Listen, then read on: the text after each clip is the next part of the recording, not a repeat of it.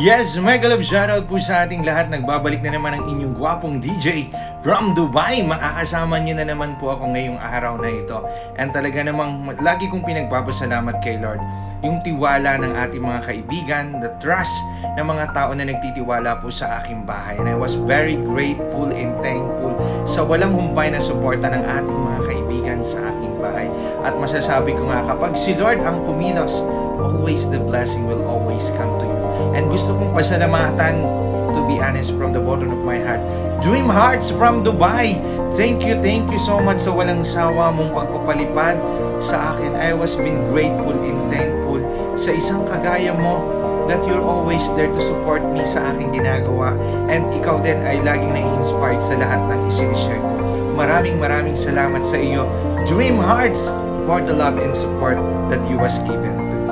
Kaya naman guys, pag-usapan natin ngayong araw na ito, to be honest, travel ban. Ano po ba ang may isip nyo kapag sinabing travel ban? Ito agad ang unang pumapasok sa atin. Guys, isa rin po akong kagaya nyo na isang OFW. I've been working here in Dubai for almost 13 years as an OFW. Kapag sinabing travel ban, hindi po tayo pwedeng makauwi sa sarili nating bansa or may restriction na tinatawag po tayo. So, allowed lang. Ito ba ay may complication sa atin? Complicated ba ito sa sitwasyon na meron tayo ngayon dito? Kagaya ko, I was been here in the UAE for 13 years.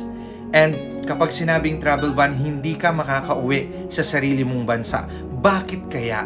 Anong dahilan kung bakit hindi ka makakauwi? To be honest guys, ikukwento ko, isisegue ko ang pinagdaanan ko during the travel ban that we have in the Philippines tungkol dito po sa UAE. Isa po ako dyan. I was been going for vacation po. To be honest with you guys, my vacation was been on May. But suddenly, because of the travel ban, during the restriction na meron po tayo, hindi po ako nakauwi ng bansang Pilipinas. Isa rin po ako sa OFW na nag-post na galit sa sitwasyon na pinagdaanan ko that you was been expecting na makakauwi ka ng bansa natin. But suddenly, hindi ka nakauwi because of travel ban, because of restriction na mahigpit na ipinagbabawal na tayo ay makauwi muna sa ating bansa. Bakit ba nangyari ito? Take note. Guys, nung una, hindi ko siya naiintindihan. Ngayon, I've been realized sobrang laki na habaan natin ang ating pasensya at pangunawa. Maraming sitwasyon, ibibigay natin yung mga situation na pinagdaraanan ng isang OFW. Kung ikaw ay isang OFW na na-finish na yung contract mo, kailangan mo mag-exit, kailangan mong umuwi sa bansa mo because expired na yung visa mo. Hindi mo alam kung anong status ang situation mo dito. Kasi syempre, kapag expired na yung visa mo, babayaran mo per day. Magbabayad ka. Per day, babayaran mo kung ilan days ka nag-stay dito. So wala talagang klaro yung pinagdaraanan natin ngayon. Actually guys, dito po, napakaraming OFW ang hindi ngayon makauwi sa bansa nating Pilipinas. Dahil nga sa travel ban and restriction na ipinagbabawal tayong makalapag sa ating bansa. Dahil po sa sitwasyon na pinagdaraanan ng buong mundo. But I understand, naunawaan ko rin ang bansang Pilipinas kung bakit naghigpit sila na makababa tayo sa bansa natin. It's because ito po yung unang-unang dahilan. I don't want to become a selfish with everyone guys. Sorry po kung ito po ay aking opinion lamang and sana po maunawaan nyo kung bakit ko ito nasasabi ngayon. Kasi isa rin po ako na nag-post na nung una hindi ko siya maintindihan kung bakit. Now, na-realize ko kung bakit. Ang bansa po natin, our country, hindi po mayaman ang bansa natin. And we are, nandun po tayo sa list ng mahihirap na bansa. So, ibig sabihin, kung magkakaroon pa ng another scenario, sample lang po ito, kung magkakaroon in case ng another scenario sa Pilipinas na makapasok itong isang variant na ito sa bansang Pilipinas, what do you think will be happen to the Filipino sa bansang Pilipinas? Makakabangon pa kaya ang economy ng bansang Pilipinas? Ayun po ang pumasok sa isipan ko. Pumasok siya sa isipan ko na kailangan nating intindihin ang pinagdaraanan din ng Pilipinas because we are on the list. 4 country meron po tayo, ang bansang Pilipinas. So, naisip ko na baka talaga is not your time na makauwi ng bansang Pilipinas if that is not important. I understand. I'm also struggling for the vacation of my company. They give me 1 month vacation to spend with my family, but it's not happened. But now I really understand the situation. Kailangan nating unawain din ang mahal nating bansang Pilipinas. Kasi hindi nga tayo ganun kayaman to sort it out ang ganitong kalamidad, ang ganitong problema. Sana maunawaan po nating mga OFW. Kung hindi naman kailangan at hindi importante ang pag-uwi ng Pilipinas, ipagpaliban po natin ang pagbabakasyon natin kahit ako po ay hindi nakauwi sa bansang Pilipinas because of travel ban and restriction na meron po.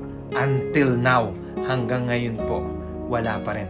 But, of course, naiintindihan ko rin yung mga kagaya ng mga kababayan natin na wala ng visa dito, tourist spot, namatayan ng pamilya, walang mga kamag-anak dito.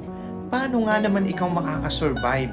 Kasi lahat naman ng ginagalawa natin dito, to be honest, kailangan may pera ka.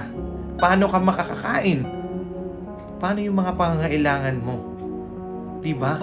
Kung expired na yung visa mo, and of course, kung namatayan kang pamilya, hindi ka basta-basta makauwi ngayon because of travel ban and the restriction na meron tayo.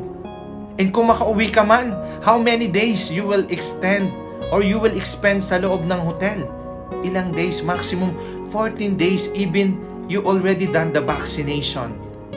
Kasi wala sa Pilipinas, there's no rules na kapag nagkaroon ka na ng vaccination, at least for 7 days, pwede kang makapag-quarantine. But ang bansa kasi natin, guys, habaan po natin ang pasensya. Intindihin, unawain natin hanggat kaya natin. Kasi hindi na po kakayanin ng bansa nating minamahal na magkaroon pa ng another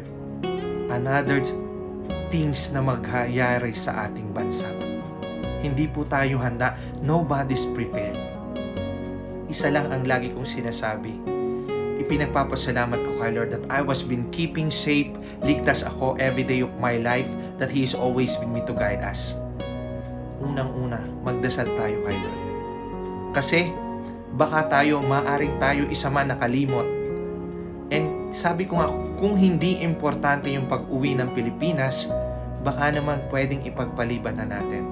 Huwag na tayong dumagdag sa sakit ng ulo ng lahat. Habaan pa natin ang pasensya.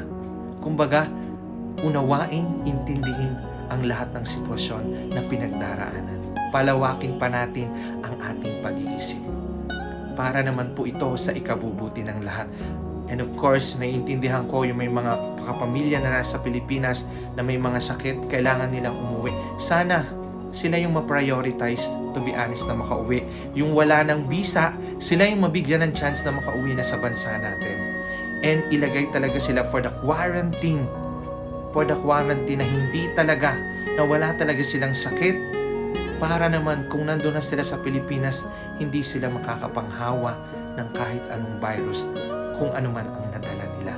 Sila yung talagang kailangang makauwi as of the moment. Yung wala ng visa, yung may mga pamilyang nangyari na hindi inaasahan na insidente sa Pilipinas, sana sila yung i-priority. Mga buntis na kailangan mga anak sa Pilipinas, i-priority na makauwi sila. Yung walang visa, sila yung ma-prioridad na makauwi. And now, we are thank you so much because nagbibigay sila ng repatriation ngayon para sa mga OFW, para makauwi ng bansa natin. Dito po, from UAE going back to Philippines, ibig sabihin, special flight po ito. So, included lamang po ito sa consulate, mag-a-apply ka lamang for the special trip for the repatriation. So guys, kung hindi mo naman kailangan na umuwi ng bansang Pilipinas, you want to enjoy only for the vacation, wag muna. Habaan pa ang pasensya, mga mahal kong kababayan. Marami man ang ating pinagdaraanan, marami man ang suliranin sa panahon na meron tayo. Huwag na huwag po nating kakaligtaan ang tumawag sa taas. Huwag na huwag nating kakalimutan na magpasalamat sa taas. Si Lord, lagi pong nandyan to guide us. Ano man ang paghihirap na ating pinagdaraanan ngayon, kumapit ka lang sa Kanya. Ang lahat naman ay maaayon sa Kanya. Tayo naman ay nabuhay sa mundong ibabaw na may pagmamahal sa taas.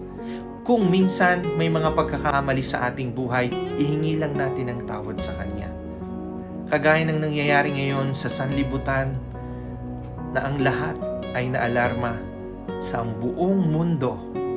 Lahat ay may kanya-kanyang sitwasyon. Napakaraming dumaranas ng paghihirap ngayon. Napakaraming tao ang hindi makakain ng tama. Pero kung ikaw ay still very blessed na ang nakakakain ka ng 3 times a day at kaya mong mag-share, tulungan natin ang mga taong nangangailangan ng tulong sa panahon na ito. Hindi natin alam kung hanggang kailan ang travel ban or restriction na meron po tayo. Kumbaga, magsama-sama tayong lahat ng tao around the world na puksain ang virus na kumakalat na ito. Pagtulong-tulungan natin, makaisa tayo. Be with us. Maging tayo man, gawin natin ng tama para hindi tayo makahawa kung anong sakit na meron tayo. Self-quarantine ourselves if we are not feeling well.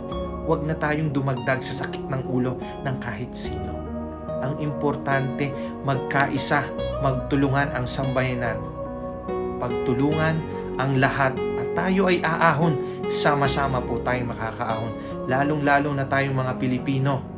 Wala naman pong pagsubok na dumaan sa ating mga kababayang Pilipino na hindi natin nalutas, na hindi natin nakayanan. Dahil si Lord po ay laging nandyan to guide us. Kumapit lamang po tayo sa Kanya. Hindi niya tayo iiwanan. Maaring tayo He filled with us. Pero si Lord, never na nakalimutan niya tayo. Kaya sa travel ban na umiiral around the world, sana habaan natin ang pasensya natin. Unawain kung bakit nangyayari ito. Palawakin ang ating kaisipan. Intindihin ang sitwasyon na pinagdaraanan ng buong mundo. At huwag na huwag kakalimutan laging magpasalamat kay Lord sa blessing na dumarating sa ating buhay. Talaga namang si Lord ay laging nandyan to guide us. Muli po, maraming salamat na kasama niyo naman ang inyong gwapong DJ sa ating hashtag for today, hashtag TravelBan. Muli po, maraming salamat and God bless each and everyone. God bless you guys.